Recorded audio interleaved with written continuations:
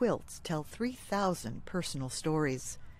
Each square of every quilt is a message from survivors of rape, incest, or domestic violence.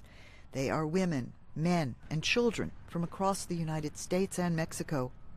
The project was envisioned and organized by Force, Upsetting Rape Culture.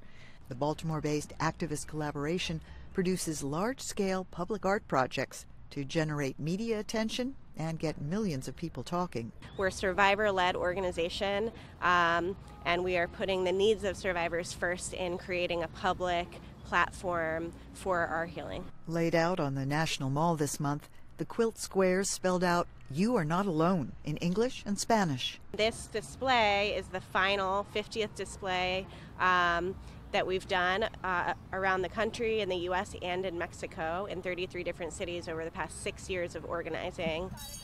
4 years ago, one of those events inspired Greg Graycloud to join the campaign. At that time, no male had shared their story until I finally, got enough nerve to share my story from when I was 9 years old, from when I was sexually assaulted.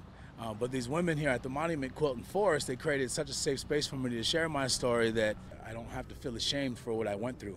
Because for the longest time, I stayed 9 years old. I was a grown man, but I was 9 years old in my head.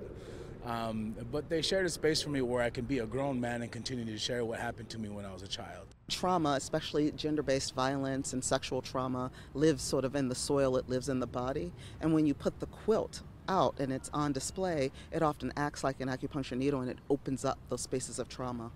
And often people who don't even identify as survivors, once they experience the quilt, realize that they have sexual violence in their history. It's really beautiful to see survivors standing up and not being afraid and being able to find healing in community. It's really incredible to see. That it's also very sad to see how impacted this is in all communities. Organizers say their work does not stop here. The display is just the launching platform for the group to take the issue of sexual violence to wider audiences, heal more survivors, and inspire change. For writer Faiza Elmasry in Washington, Faith Lapidus, VOA News.